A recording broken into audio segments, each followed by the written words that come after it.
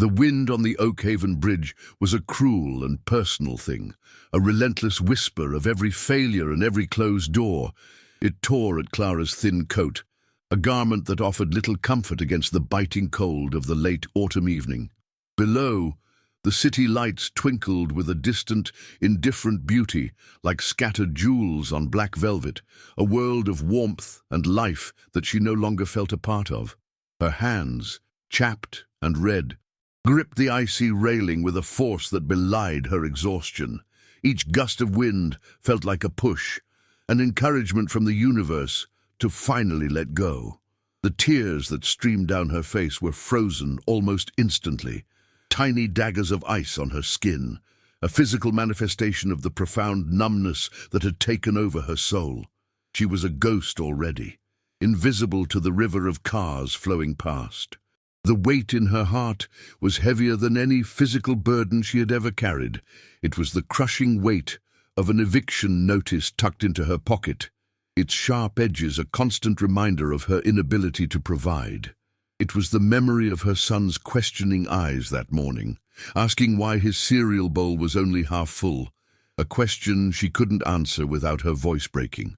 She had left him with a neighbor, promising a special treat, a lie that tasted like ash in her mouth. This bridge wasn't just a structure of steel and concrete, it was the end of a road paved with broken promises and hollow hopes. The hum of the city below was a symphony of life she could no longer hear, a rhythm she had lost the beat to long ago.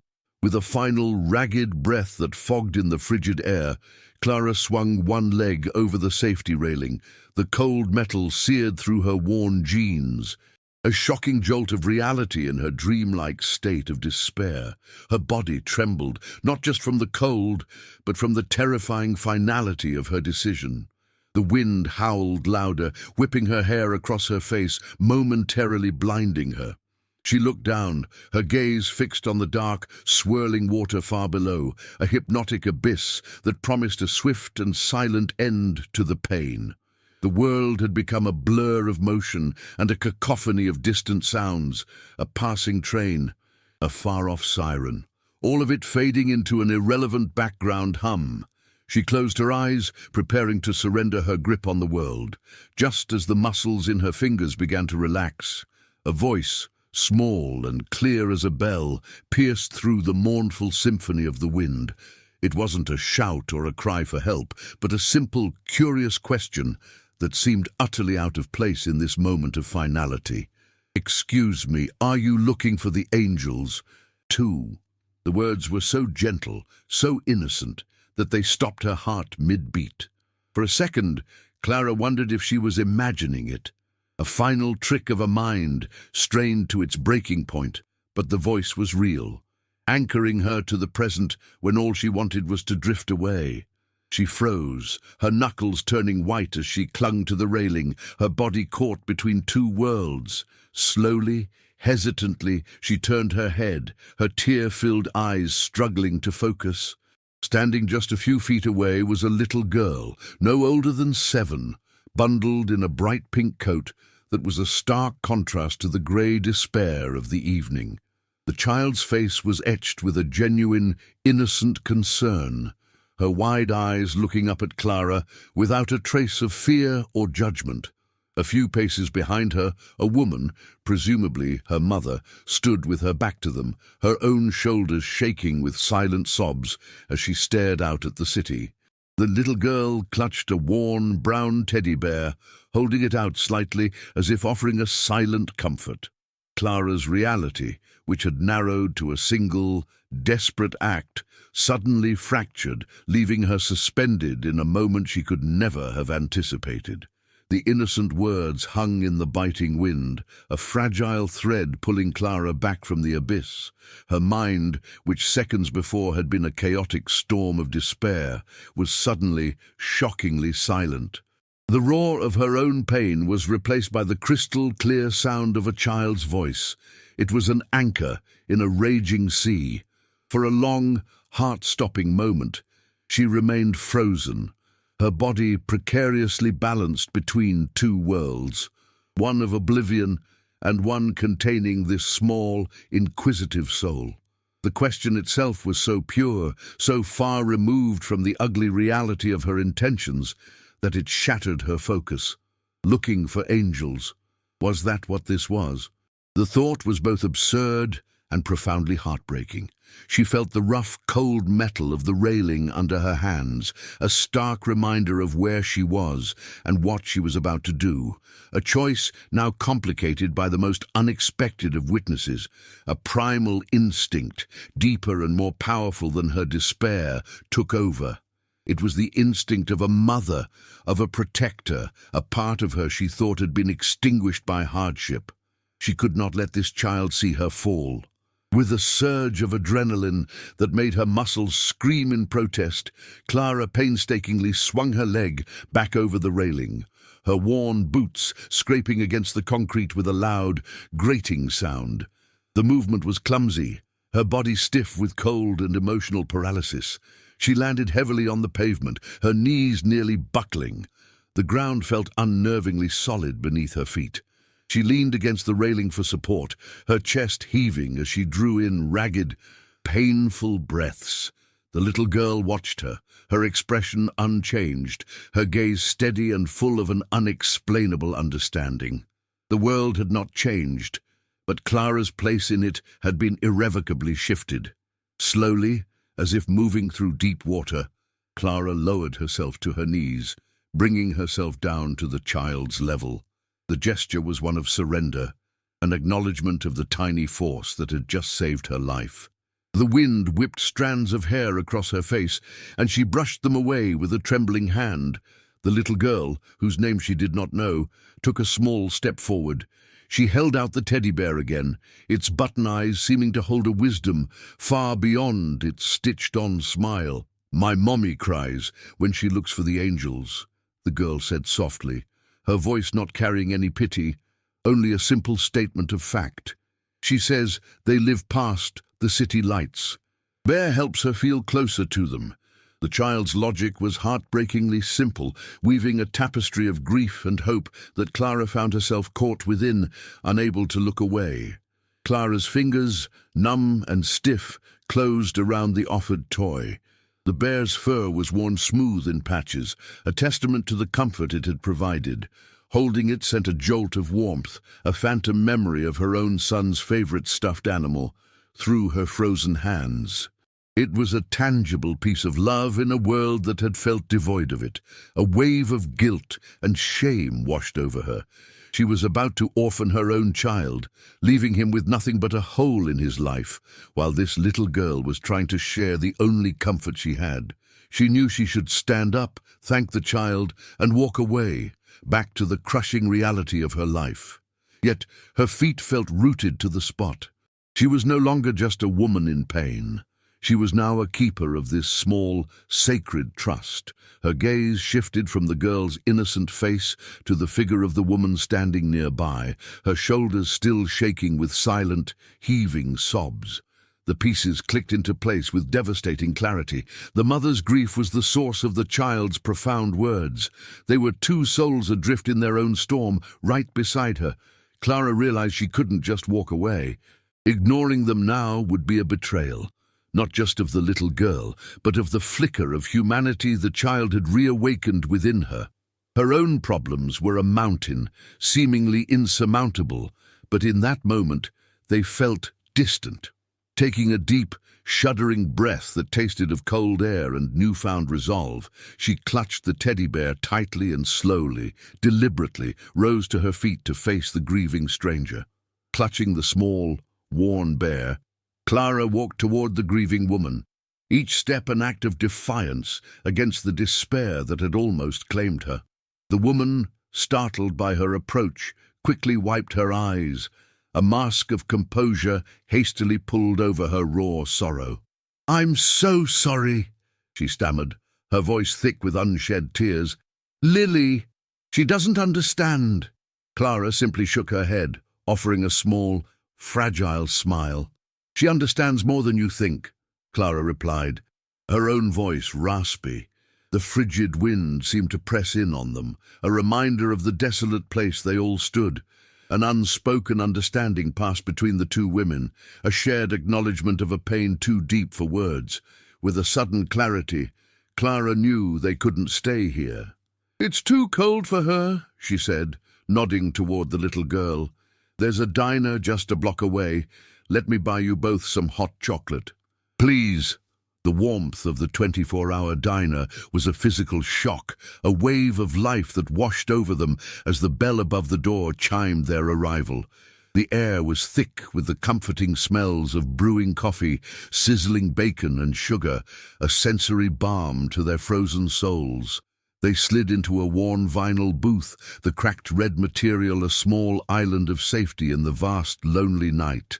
Lily, the little girl, immediately brightened, her eyes wide as she took in the chrome fixtures and the glowing jukebox in the corner. Clara ordered 3 hot chocolates, the simple act of providing this small comfort feeling more significant than any decision she had made in months. As the steaming mugs arrived, topped with whipped cream, a fragile truce settled over their small table. For a moment, they were not 3 broken souls on a bridge, but simply a trio seeking refuge from the cold. For several minutes, the only sounds were the soft clinking of spoons against ceramic mugs. The woman, who introduced herself as Sarah, kept her gaze fixed on her daughter, a deep, aching love evident in every line of her face. It was Lily who finally broke the heavy silence, her voice a cheerful whisper. "See, Bear likes it here. It's warm, like a hug." She held the teddy bear up, making it nod.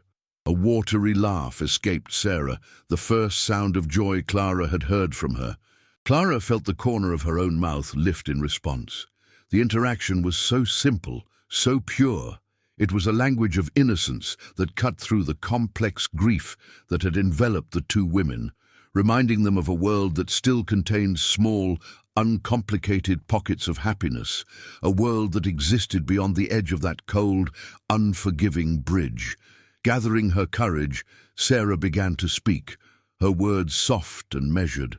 She explained that today was the anniversary of her husband's death. He had been a firefighter, a man who ran toward danger while others ran away. The Oakhaven Bridge was where he had proposed to her, a place filled with memories of laughter and promises for the future. Coming here, she confessed, was her way of feeling close to him, of speaking to the angel she believed he had become.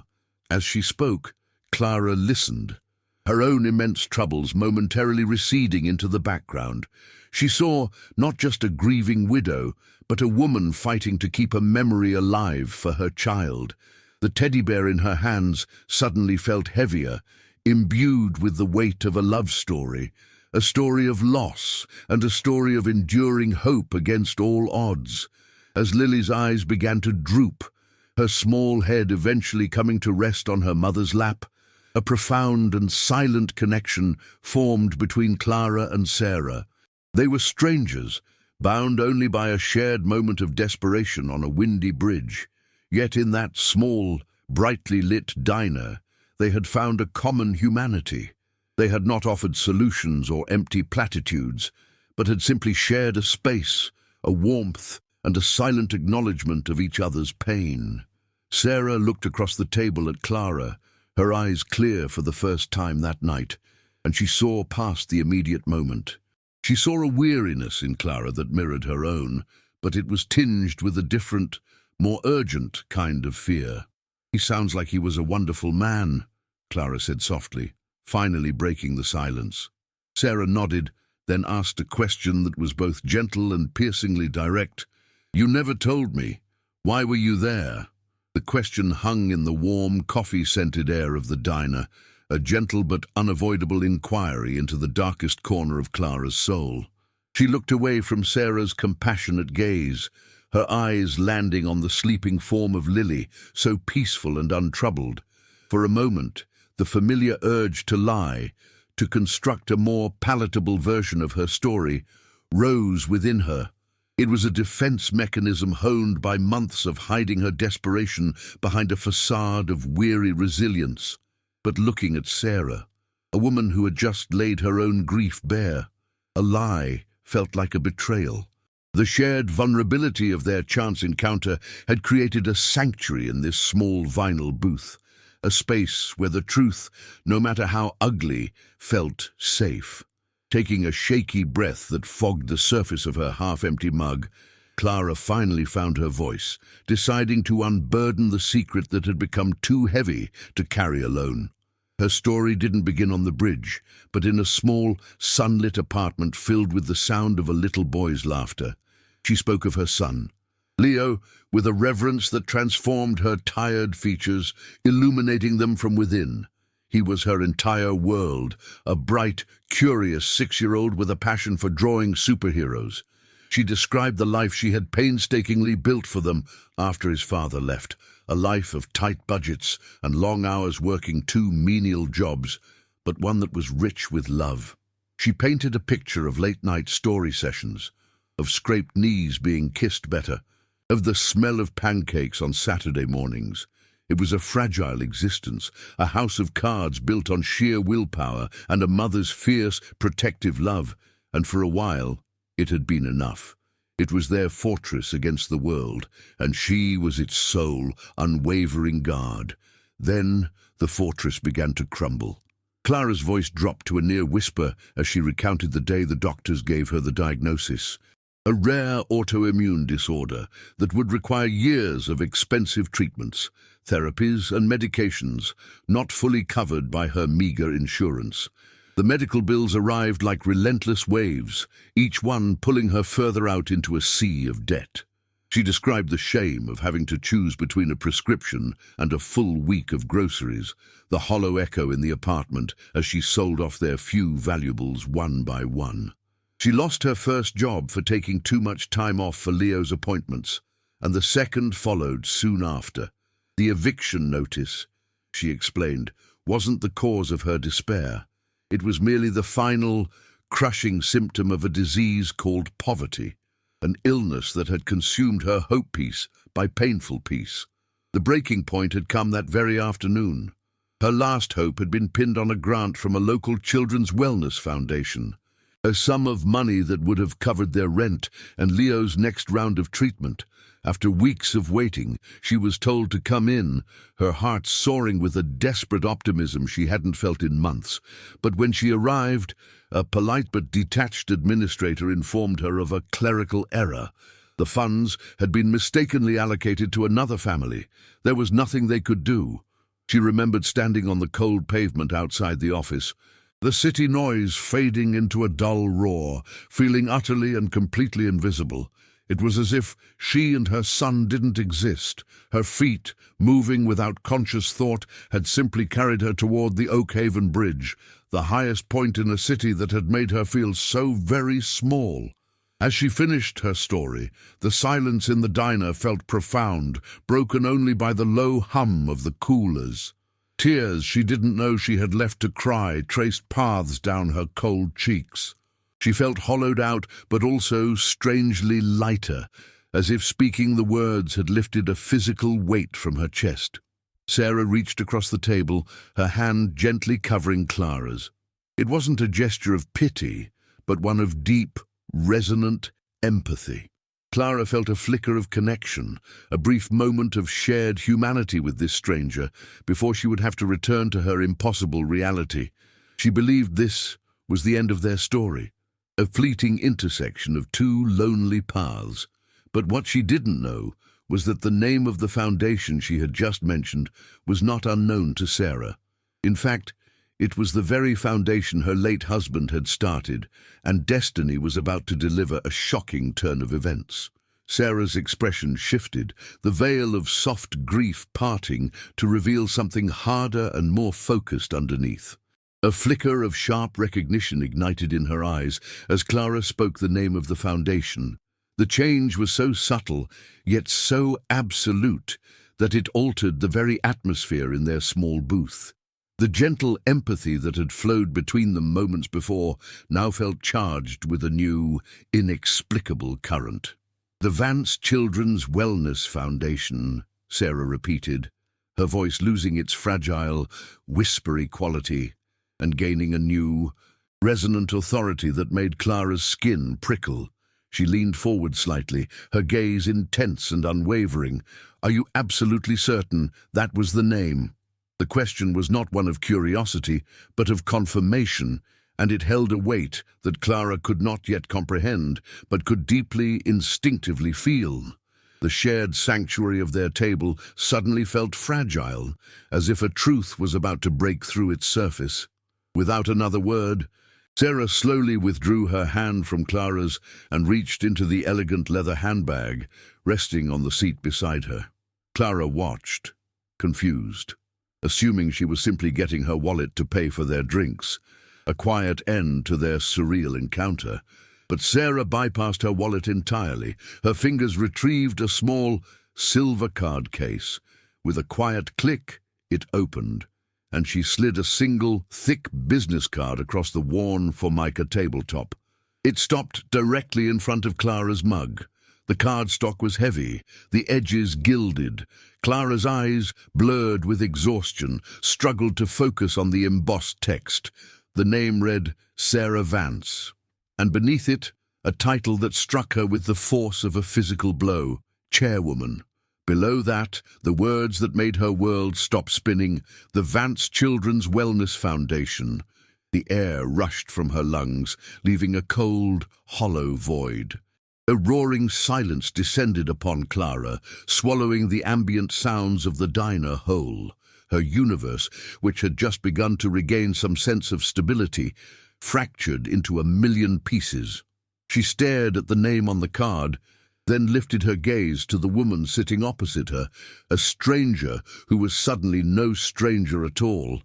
This was not just a fellow grieving soul. This was the architect of the world that had just crushed her. "My husband, Daniel," Sarah began, her voice now imbued with a quiet power that was both commanding and sorrowful. "He built that foundation from nothing. It was his life's work, his legacy. He named it for our family, as a promise that no child in this city would ever have to feel the way his sister did when she was sick. The idea that his promise was broken today, in his name, is something I cannot accept." The words washed over Clara, but they didn't register as an explanation or an apology. They felt like an indictment from a world she could never belong to. A hot, bitter wave of shame and anger surged through her, eclipsing the fragile hope that had taken root in her heart. She felt profoundly foolish. She had laid her soul bare, confessing her deepest failures and desperation to the very person who held the keys to the kingdom that had cast her out. The compassion she'd been shown now felt like a cruel masquerade, the pity of the powerful for the powerless. The connection forged in shared vulnerability on that bridge felt like a lie, a trick of fate designed to maximize her humiliation. She was a bug under a microscope, her pain nothing more than a case study for the wealthy woman who was slumming it in a 24-hour diner. With a jolt, Clara pushed her chair back, the legs screeching against the checkered floor in a sound that was as jarring as her own shattered thoughts. She had to leave, to escape the suffocating weight of this revelation. "I have to go," she managed to whisper, the words catching in her throat. She couldn't bring herself to look at Sarah or at the peacefully sleeping Lily, the innocent catalyst for this entire, impossible situation. The kindness that had pulled her back from the edge now seemed like the setup for a far crueler fall. Her world had not just been shaken, it had been inverted. The stranger who saved her life was inextricably linked to the very system that had destroyed it. Standing there, trembling under the diner's fluorescent lights, Clara felt more lost and alone than she ever had on the edge of the bridge. Sarah watched, her face a canvas of confusion and dawning horror as the fragile bridge of connection they had built crumbled into dust. She saw the warmth in Clara's eyes extinguish, replaced by a cold, shuttered hardness that was more impenetrable than any wall of stone. "No, you don't understand," Sarah began, her voice pleading, reaching across the table as if to physically pull Clara back from the emotional precipice. "This isn't pity. This is a mistake, a terrible mistake that I can fix." But her words, meant to be a balm, were salt in a fresh wound. To Clara, the word fix sounded like the language of the privileged, reducing her entire existence, her suffering and her son's illness, to a clerical error on a ledger. She felt her dignity being stripped away, layer by painful layer, until all that was left was the raw, exposed nerve of her poverty and her pride. Clara's mind replayed the scene on the bridge, but the memory was now warped, tainted by this new reality. The shared tears, the offered comfort of the teddy bear, the quiet understanding, it all felt like a lie. Had Sarah been studying her? A curious specimen of despair. The thought was a venomous whisper, poisoning the one moment of pure human connection she had felt in years. She had confessed her deepest shame to the very embodiment of the system that had deemed her unworthy. The empathy she had received now felt condescending, a fleeting act of charity from a woman whose world was so far removed from her own that she could never truly comprehend the depths of Clara's desperation. The hot chocolate soured in her stomach, and the cozy diner, once a sanctuary, now felt like a gilded cage where she was on display. With a resolve born of profound humiliation, Clara stood, her movements stiff and deliberate. She reached into her pocket, her fingers closing around the worn teddy bear Lily had given her. For a moment she held it, the soft fur, a painful reminder of the innocence that had started this chain of events. With a heavy heart, she gently placed the bear on the table next to Sarah's untouched mug. It was an act of severance, a return of the kindness she no longer felt she deserved, or even wanted. "I wasn't looking for a handout," Clara said, her voice low and tight, each word costing her an immense effort. "I was just cold." The lie was a shield, a pathetic attempt to reclaim some semblance of the pride that had been so thoroughly shattered. She refused to be a project, a wrong to be righted by the chairwoman. Sarah's face fell, the hope draining from her expression, replaced by a deep and genuine sorrow. "Clara, please," she whispered, her own voice cracking. "Don't let my name, my position, erase what happened between us on that bridge. That was real. What you're feeling, I understand." But Clara couldn't hear her. The chasm between a grieving widow and a desperate mother had widened into an impassable canyon of wealth and status. She saw only Sarah Vance, chairwoman, a figure of immense power who could sign a check and make problems like hers disappear. She couldn't bear the thought of her son's future being a gift, an act of benevolence bestowed upon her out of guilt. Her survival had to be her own, earned through her own strength, even if that strength had reached its absolute limit tonight. She turned her back on the table, on the sleeping child, on the woman who had inadvertently saved her life and then broken her spirit. Each step toward the diner's exit felt like walking through mud, the weight of her choice pressing down on her. The cheerful bell above the door, which had welcomed her into warmth and safety, now seemed to mock her as she reached for the cold metal handle. Her hand hovered just inches from it, her body trembling. Outside, the same cruel wind that had nearly claimed her was waiting. Behind her was a complex, painful, and uncertain chance at salvation. The silence in the diner was deafening, a suspended breath between two worlds. Would she push the door open and vanish back into the unforgiving night, or could some small, forgotten flicker of hope compel her to turn around? Just as Clara's fingers brushed against the cold metal of the door handle, a single, broken whisper from Sarah stopped her.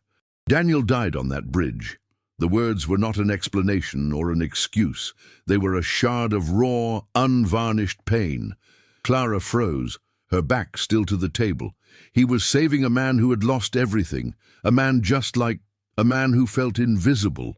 He didn't see a charity case. He saw a soul. That's who he was, and that's who I was, standing beside you tonight. Not the chairwoman.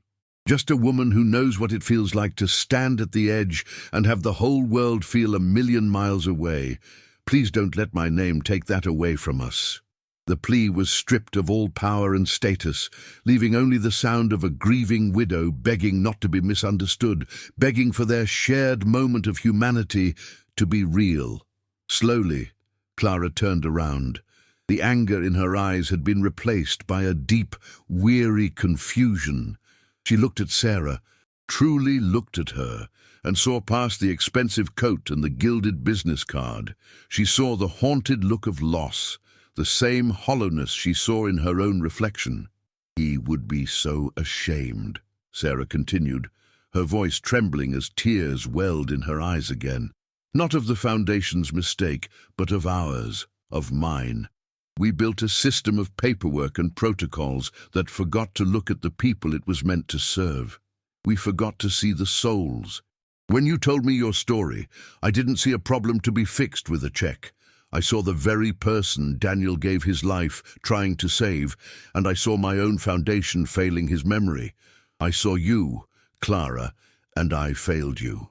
The confession landed with a quiet, profound impact, dismantling the last of Clara's defensive pride.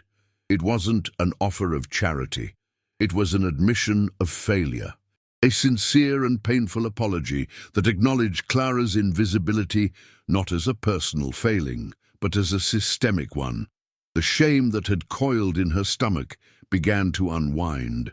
She thought of Lily's innocent question, of the simple offering of a worn teddy bear.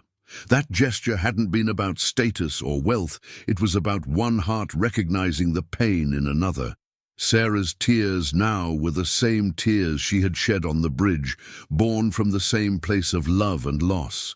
In that moment of shared vulnerability, the impassable canyon between them closed, and they were once again just two mothers, fighting for a world their children deserved to live in. Clara walked back to the table, her steps no longer heavy with humiliation, but light with a fragile, burgeoning hope. She sank back into the vinyl booth, the warmth of the diner seeping back into her bones. "What you're offering," Sarah said, her tone shifting from apologetic to determined.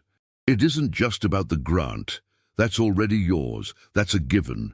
This is about something more. I need someone who can see the cracks in the system because they've fallen through them. I need someone to be the heart of that place, to be an advocate for the families we're forgetting. I'm not offering you a handout, Clara. I'm offering you a job, a position to ensure no other mother ever has to stand where you stood tonight for the reasons you did." It was a lifeline. But it was also a sword, empowering her to fight back. As the first hints of dawn began to soften the harsh city night, painting the sky in shades of violet and rose, Sarah drove Clara home. Lily was asleep in the back, the worn teddy bear tucked safely beside her. The silence in the car was no longer tense or awkward, but comfortable, filled with the quiet hum of a new beginning. They pulled up to Clara's worn-out apartment building just as the sun crested the horizon, its golden rays spilling through the streets and chasing away the last of the shadows. The city lights, once so distant and indifferent, now seemed to twinkle with a gentle, welcoming warmth. For the first time in a very long time, Clara looked at the morning and didn't feel the crushing weight of having to survive another day. She felt the promise of a day she truly wanted to live. 6 months later, the sun streamed through the large windows of the Vance Children's Wellness Foundation, illuminating a wall covered in colorful children's drawings. At a desk adorned with a crayon-drawn picture of a superhero labeled Mom, Clara sat listening intently to a young couple, her expression a perfect blend of professional focus and deep, genuine empathy. Gone was the haunted, desperate woman from the bridge. In her place was a beacon of quiet strength and understanding. Her voice was calm and reassuring as she explained the resources available to them, her words weaving a safety net of hope that she herself had once so desperately needed. She was no longer just a survivor of the system's cracks, but a dedicated architect, working tirelessly to seal them for others, ensuring no other family would ever feel as invisible and alone as she once had. Her own son, Leo, now thriving and healthy, was the silent, joyful testament to her new purpose. The bond forged in the sterile light of a 24-hour diner had blossomed into something beautiful and resilient. Clara, Sarah, and Lily were no longer just acquaintances bound by a single, traumatic night. They had become a family, stitched together by shared loss and a profound, life-altering connection. They often shared lunch in the park across from the foundation, their laughter a warm and familiar sound against the city's hum. Lily, who now called Clara her Auntie Clara, would run to her with the unrestrained joy only a child possesses, clutching the same worn teddy bear that had once been a bridge between two worlds of pain. For Sarah, Clara was a living tribute to her husband's legacy, a constant reminder of the human soul behind the paperwork. And for Clara, Sarah was the friend who had not just saved her life, but had given her a reason to build a new one from the ground up. There were moments when Clara would find herself gazing out her office window, her eyes drawn to the distant steel arc of the Oakhaven Bridge. It no longer held the power of a dark memory, but stood as a monument to her rebirth, a stark reminder of how close she had come to the end, and how miraculously she had found a beginning instead. She had learned one of life's most profound and paradoxical truths. Sometimes, what feels like a dead end is merely a sharp turn onto the path you were always meant to walk. Her despair had not been a final destination, but a crucible that had forged her into the advocate she was now. The pain had carved out a space within her for a greater capacity for empathy, transforming her deepest wound into her greatest strength, allowing her to truly see the suffering in others because she had so intimately known her own.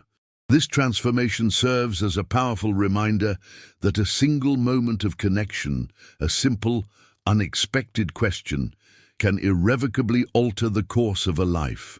It speaks to the quiet heroes among us, the strangers who offer a hand without knowing the weight of the darkness they are pulling someone from.